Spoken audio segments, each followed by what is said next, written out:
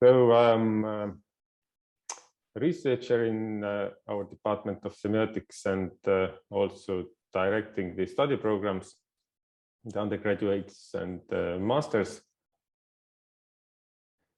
So supporting both in the structuring of the content as well as practical issues, which of course Elli knows more a bit. But that's what I do. And besides this, I do research and teaching on sociosemiotics and semiotics of space and cities. So I was asked to talk about sociosemiotics or to introduce it. And to start with and trying to define very shortly sociosemiotics, we could say that sociosemiotics asks about meaning making in real life. Life in the sense that we can distinguish between two levels, the symbolic cultural models and meaning making related to those cultural models on the one hand, and on the other hand, the life itself, which is diverse and unpredictable, brings together alternative cultural models, but also subjective interpretations, points of view, various temporalities, practical actions, and so on.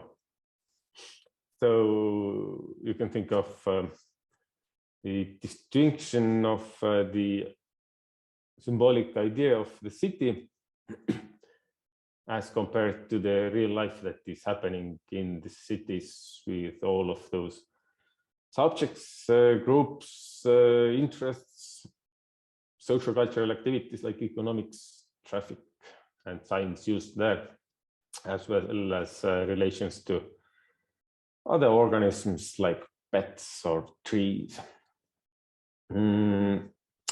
So sociosemiotics would ask about the meaning making in everyday life, and also the relationship of everyday life to institutional and cultural models that direct or at least influence those more subjective interpretations.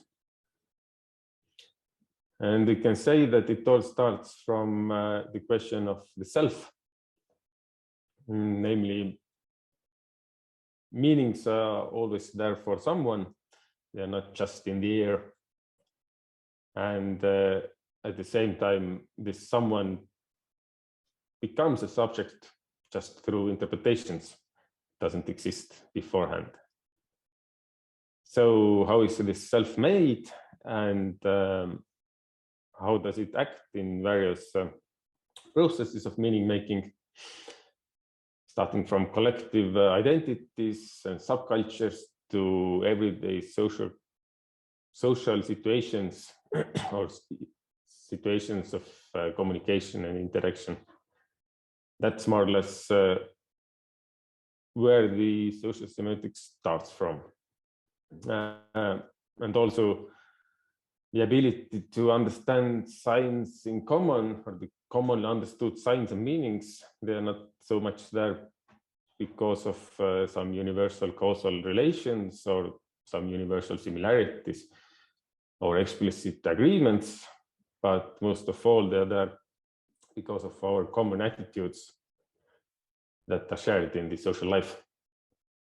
And those attitudes are shared in the process of communication and interaction, which happens in relation to the other. And the interest of sociosemiotics lies mostly in the cases when the other is alive, in the special sense that alive as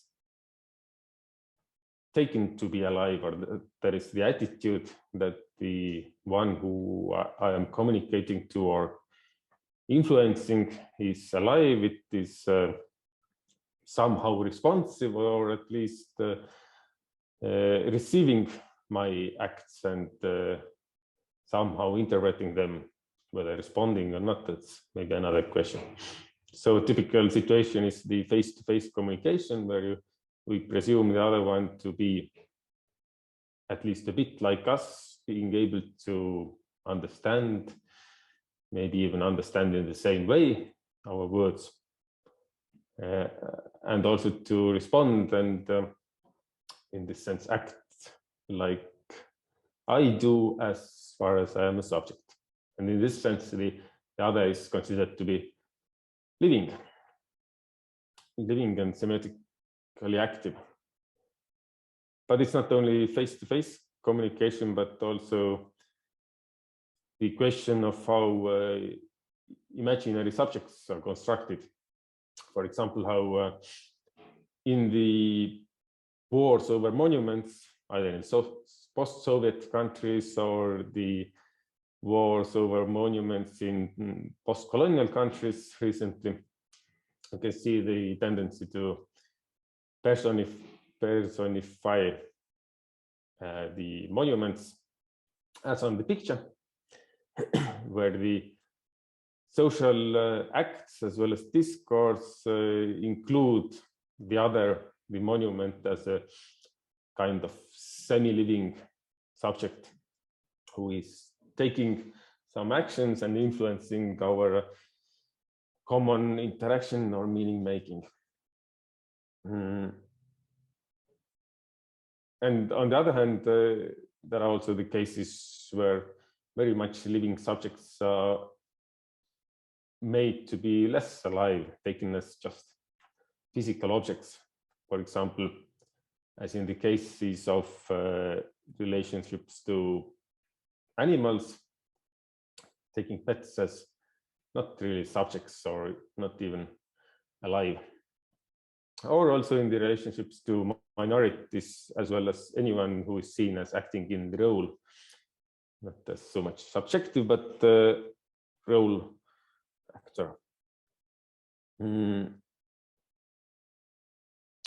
those meaning makings at the micro level of interactions are not only subjective interpretations, but they are also made real in signification and communication. And that's why it's about real life. And they are made real, tangible, and also enforced upon people through most of all various discourses, as well as the institutional organization of societal communication. For example, in political communication, we can see how various realities are made to work for the sake of some or other groups. And it's not only the question of what is shared in public speeches, on photographs, by articles, or memes shared in internet. Of course, this is an important part of making the world, expressing one's worldview, as well as constructing the world for others, for the people who are electing, for example. But besides this question of what is shared, an important part is also the organization of the communication itself. Meaning that, for example, in this case of the semiosphere of Bolsonaro, the leader of Brazil, we can see lots of memes, speeches, articles that are organized in a way that could be called strategic communication.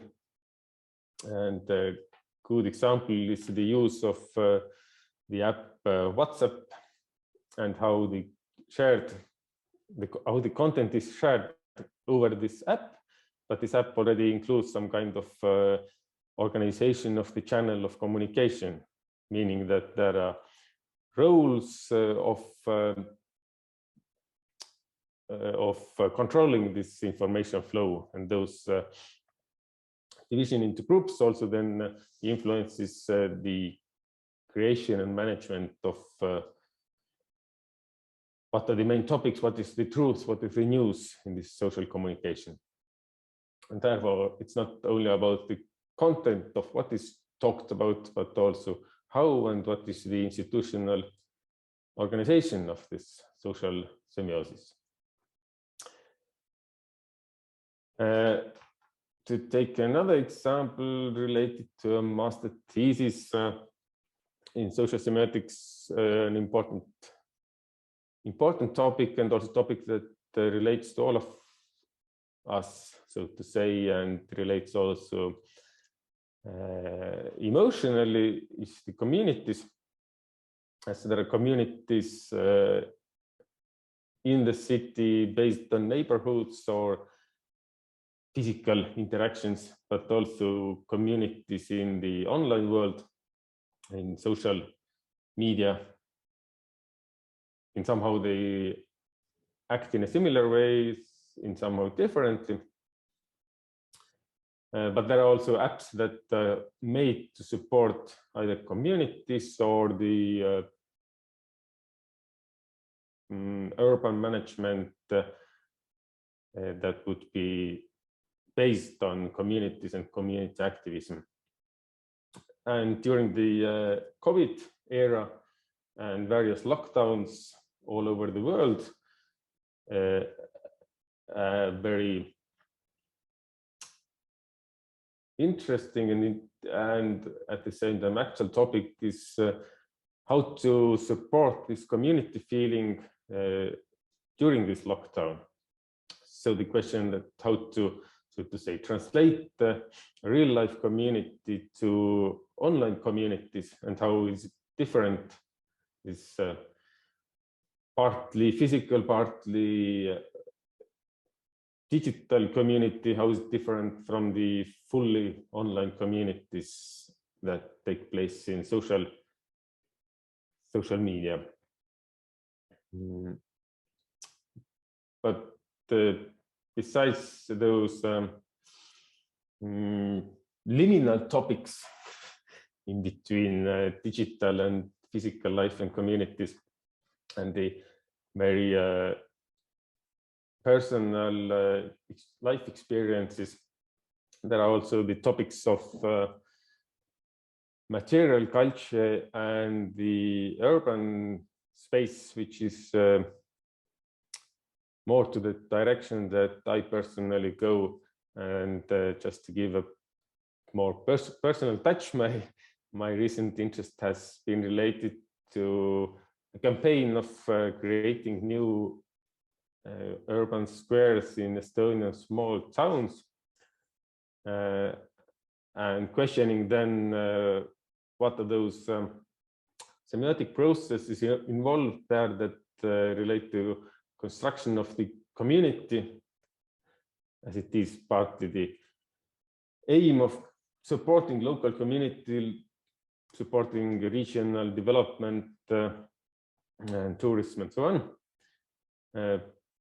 But besides the community making, also the micro level of face-to-face interaction, the uses of urban space as related to normative sets of interactions.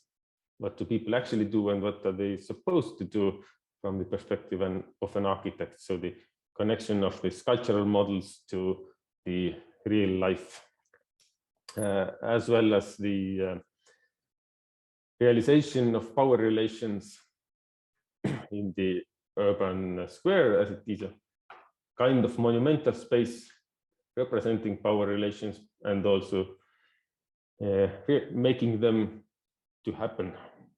So the questions of where is the perspective of the municipal power and what kind of communities there to be created by those places.